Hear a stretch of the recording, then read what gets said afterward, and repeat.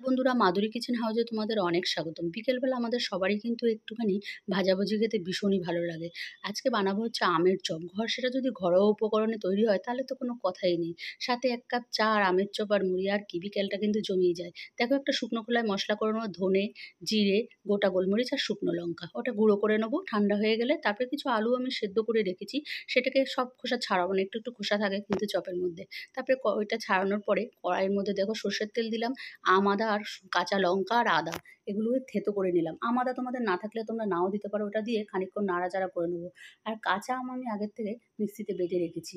তারপরে ওটাকে দিয়ে বেশ খানিকক্ষণ নাড়াচাড়া করবো। তারপরে দিয়ে দেবো পরিমাণ মতো হলুদ আর লবণ, একটু চিনি। দিয়ে আবারও মশলাগুলো এর সাথে মিশিয়ে নাড়াচাড়া করে নেবো। যেই আলুটা আমি সেদ্ধ করে রেখেছিলাম ওটাকে ভালো করে হাত দিয়ে ম্যাশ করে নেবো। দিয়ে ওই মশলার মধ্যে দিয়ে দেবো। দিয়ে ভালো করে মিশিয়ে নিতে হবে। মেশানোটা যেই হয়ে যাবে, যে শুকনো মশলাগুলো আমি গুঁড়ো করে রেখেছি সেগুলো সমস্ত অল্প অল্প করে দিয়ে আলুর সাথে তৈরি করে নেবো। দেখো, আমি অল্প অল্প মশলা দিয়ে এগুলো মোটামুটি সব তৈরি হয়ে গেছে। যখনই হবে না, কড়াই থেকে আলুটা ছেড়েই আসবে। পুরটা আমার রেডি হয়ে গেছে। এবার আমি তুলে নিচ্ছি। এটা ঠান্ডা হওয়ার অপেক্ষায়। ঠান্ডা হয়ে গেলে তারপরে এদিকে দেখো, আমি আমার বাদাম ভাজতেই ভুলে গেছিলাম। চপের মধ্যে একটু বাদাম দিলে ভালো লাগে। এবার বাদামটা ভেজে নিয়ে ওর সাথে মিশিয়ে নেবো। তারপরে দেখো, এগুলো এক এক করে সমস্ত আমি তৈরি করে নিয়েছি। আমি ক্যামেরা করছি আর আমার দিদিকে বলে দিচ্ছি, দিদি এগুলোকে গোল গোল করে শেপ করে তৈরি করে নিচ্ছে। ওকে যতই বলছি ক্যামেরায় হাত রাখতে, ও বুঝতেই পারছে না।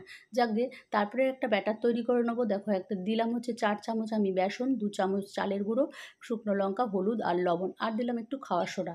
দিয়ে অল্প অল্প জল দিয়ে ব্যাটারটা তৈরি করে নিচ্ছি। দেখো, অল্প অল্প জল দিয়ে যে ব্যাটারটা তৈরি করতে হবে, যাতে কোনো ইয়ে না থাকে, মানে ডেলা না থাকে। তারপর দেখো, ব্যাটারটা এত সুন্দর হবে যাতে আঙুলে একটু লেগে থাকে, বা আঙুল বা চামচ যে কোনো জিনিসে লেগে থাকবে, তখনই বোঝা যাবে এটা ব্যাটারটা ঠিকঠাক হয়েছে।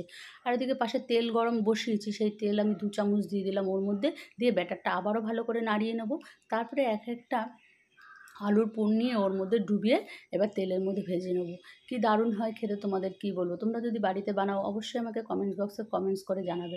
কমেন্টস না করলে কী করে জানবো তোমরা কে কোথা থেকে আমার ভিডিওটা দেখছো। তারপরে এইভাবে উল্টে পাল্টে দেখো সমস্ত আমি লাল করে ভেজে নেবো। আর কি, মুড়ি নাও আর ১ কাপ চা, আর কি বিকেলটা কিন্তু সম্পূর্ণ জমে যাবে। কত সুন্দর হয়েছে দেখেছো, কতটা ফুলে উঠেছে। তোমাদের যদি এই ভিডিও ভালো লাগে অবশ্যই একটা লাইক করো আর শেয়ার করো।